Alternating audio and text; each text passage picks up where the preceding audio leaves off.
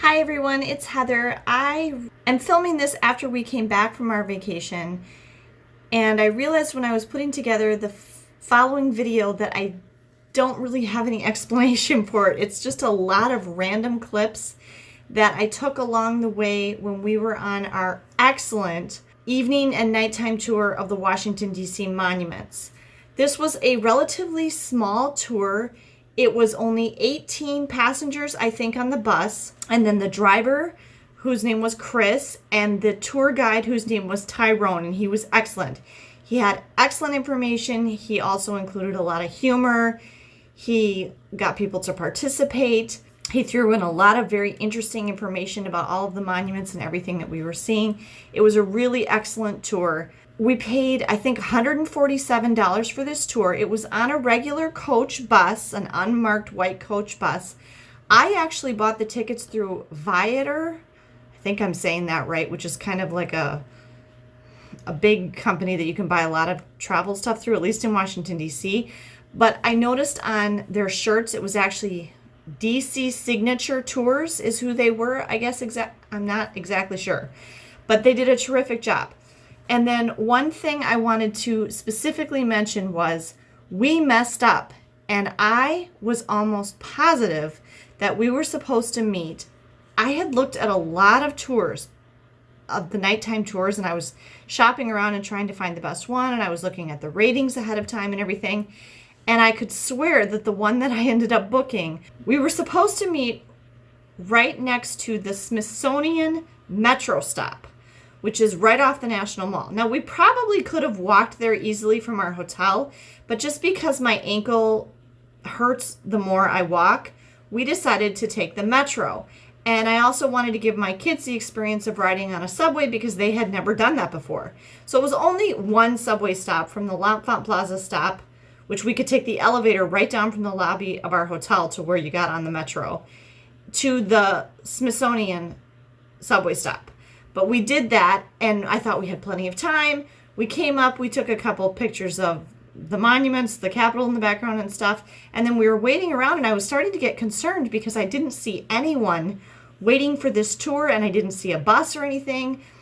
And I got kind of nervous because it was getting to be like 7:20, 7:25, and it started at 7:30. Finally, I looked at my printout of my tickets again and read it very carefully, and we were actually supposed to meet right outside the National Archives, which, if you're familiar at all with Washington, D.C., it's not that far away, but when you're walking, it's pretty far. So we started to hustle and walk there as fast as we could, and I'm not supposed to walk fast, and I can't run. So we were kind of nervous, and I was afraid we were going to miss our tour. Well, bless them, Chris, the driver, had my cell phone number from when I bought my tickets, and he called me, and I missed it. I almost think he called me when I was on the Metro. And I saw that someone had called with the area code of Washington, D.C., and so he also left me a voicemail, which I didn't listen to until way later. But I just called the number back, and I said, hi, this is, I told him my name. I said, did you call me? And he said, yes, we're looking for you because you're the last person to get on our tour. And he actually drove towards us. He said, no rush, don't worry. And he started to drive the bus towards us and met us, about halfway in between where we were walking from, because we were walking as fast as we could, and where they had started from. And then I saw the bus coming. I waved him down. He just stopped right in the middle of the block and let us get on. Super nice. Like, how out of the way is that? And so that was really nice. And so if we missed anything, I guess I'm a little surprised, though, because for that to have happened, they actually had to have left early, because it was still before 7:30 when he came to us where we were and we got on the bus. So I'm not exactly sure what happened there. But anyway, I was really thankful for that and that we didn't miss our tour. And then the whole tour, there were some parts where we were driving around in the bus and Ty was just describing things that we saw. And then it made like 6, 7, 8 stops at different monuments and let us get out and walk around and take pictures. And at each one, he would talk for a while and kind of explain things. And then we were free to go out and walk around and take pictures. There were a couple places where we had a couple of issues. The first place we stopped was at the U.S. Capitol. I should mention that the Capitol is very difficult to get to right now, get close to it all. It has a big, huge fence around it. This has been like this, I'm assuming, since the Capitol incident that happened back in January. And they're just not letting anyone get close to the Capitol right now.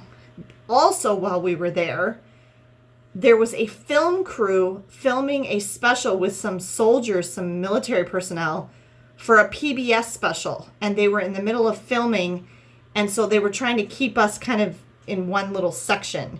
And they didn't want us to film what they were filming, the soldiers or anything. And so that was kind of weird. And then when we went to the White House, we could not get anywhere even close to the White House. And we couldn't go on the Pennsylvania Avenue side, I think it is. We could only look at the one side.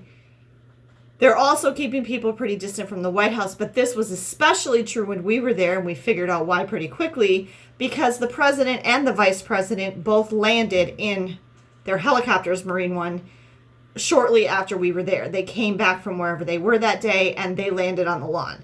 So we had to be kept away by extra security personnel because of that. We could not stop at the Jefferson Memorial, which I was a little disappointed about because the Jefferson Memorial is one of my favorites. But we were not able to stop there because the Jefferson Memorial is currently undergoing some reconstruction renovation on the dome and stuff. And so that's all blocked off and nobody's able to go to the Jefferson Memorial right now. We also could not go to the Korean War Memorial, if you've ever seen that one. That's the one with the statues of the soldiers in their rain gear. That one is also undergoing some repairs because some of the statues have gotten like broken and things like that. So we didn't go to that. We happened to be going on this tour on Father's Day. And so there were flowers just like crazy and a wreath that said Father's Day at the Vietnam Veterans Memorial, which was really moving and beautiful. Every soldier that was a dad when they went missing or were killed, they had left flowers for with letters from their kids. And I don't know if these were recent letters or if they were letters that the kids had written at the time, but it was really neat to see. Some other just additional things that I thought were really nice about this tour, they had little bottles of water and we could have as many as we wanted. They had just a whole big cooler of water. They stopped very close to the monuments so we could get out, and then Chris would actually move the bus. So like if we had to walk like from here to here, the bus was waiting for us at the other side. So I didn't really have to walk that far ever. The place that I probably walked the most was at the Lincoln Memorial, and the Lincoln Memorial was crazy busy with people. And Ty, a tour guide, said that it's always like that.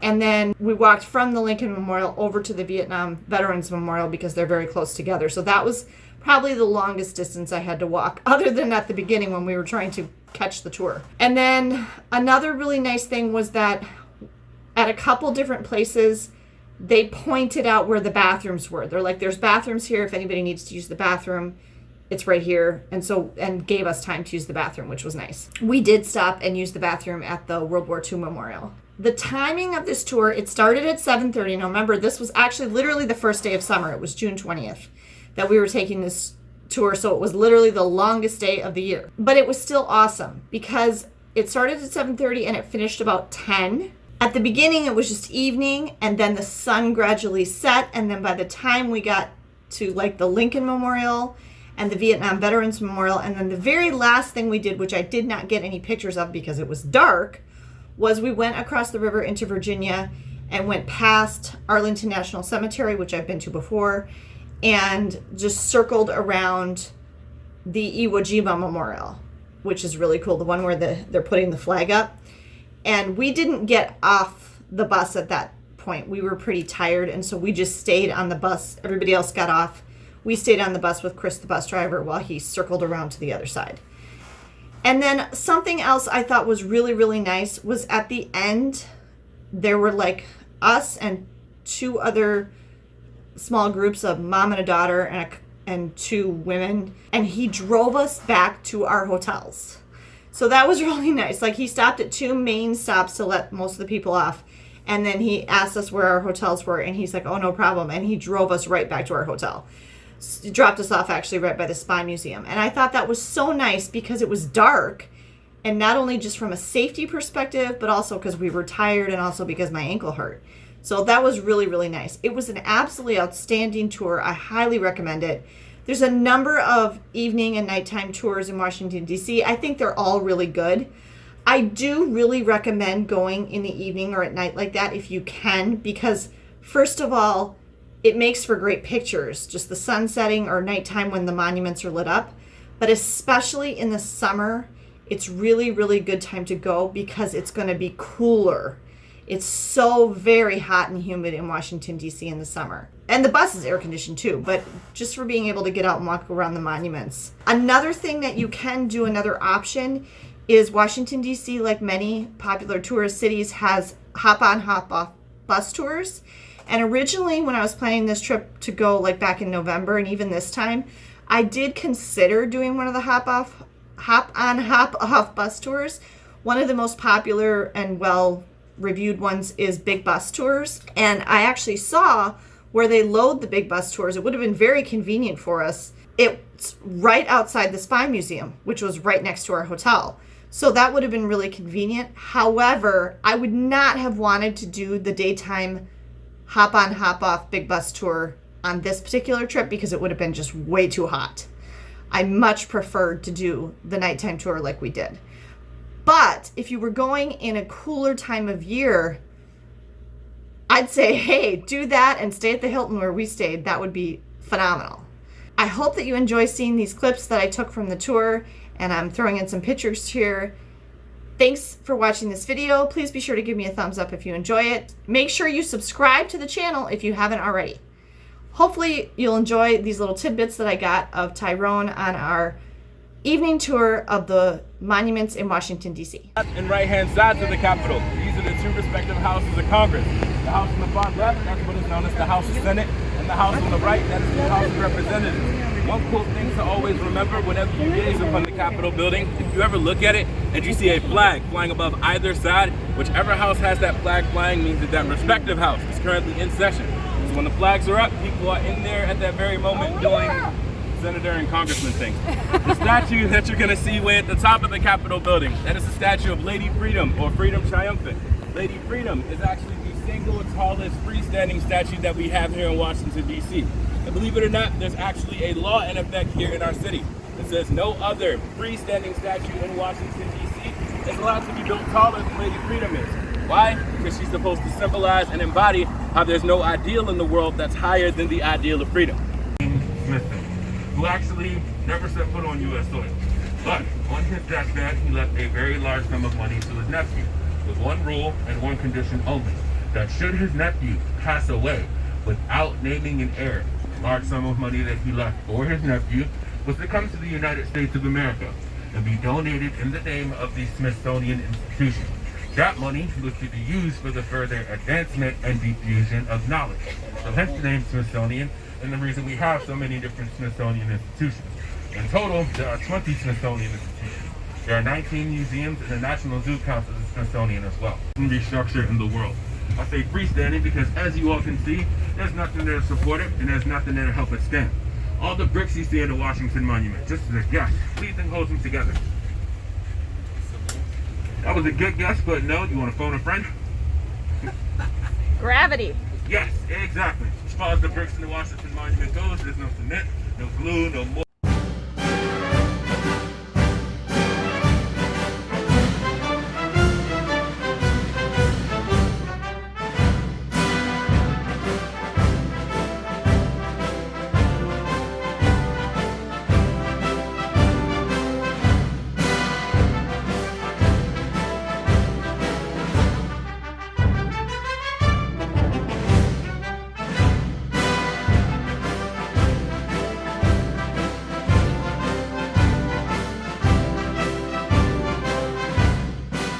Known as Constitution Avenue. Way back when, used to be a waterway by the name of Tiber Creek that had lots of channels and locks that ran all up and down the creek. The man who controlled those channels and locks lived in that tiny little house there with his wife and all 13 of their kids. Oh. Yeah, that is a horror story if I've ever heard one. Mom, dad, just 13 kids in that tiny little house. Now, as you're going to continue to stroll back on over here to the left, you start to get another nice, beautiful view of the George Washington Monument on off in the distance. And if maybe that didn't interest you, you can look over to the right and you'll get a nice shot of the World War II Memorial. This memorial was built in honor of all those brave American soldiers that fought and died during World War II. At this memorial, you're going to notice the large procession of pillars that runs around the entire circle. So there's 56 here in total. 50 for each state in our union. There's another 5 for each of the U.S. territories, and then 1 more for the District of Columbia. You're also going to notice the 2 really big pillars on the far left and far right-hand side. Those are there to represent the different battlefronts or the theaters of war. So there's one for the Pacific.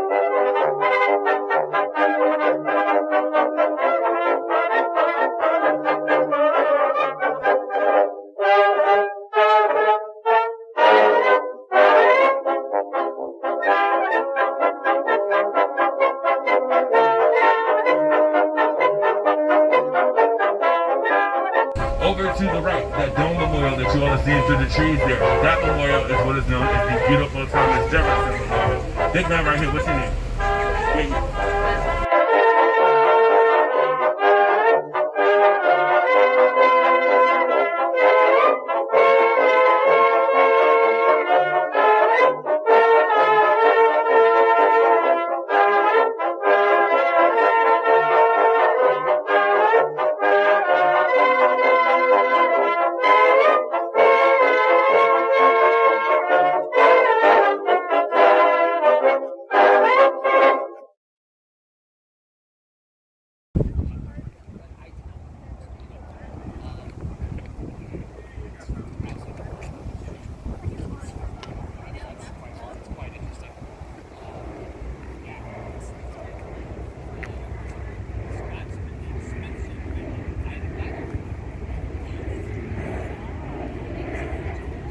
Yeah. Notice the pillars that surround the mid-level of the memorial. Those pillars are there in honor of all the states that were in our country's union at the time of Lincoln's presidency. So in total, there's 36 pillars that surround the mid-level. At the top of the memorial, you see besides the eagles, the security cameras. And the security cameras? Yes, you see the states' names at the top of the memorial. There are 48 state names up there.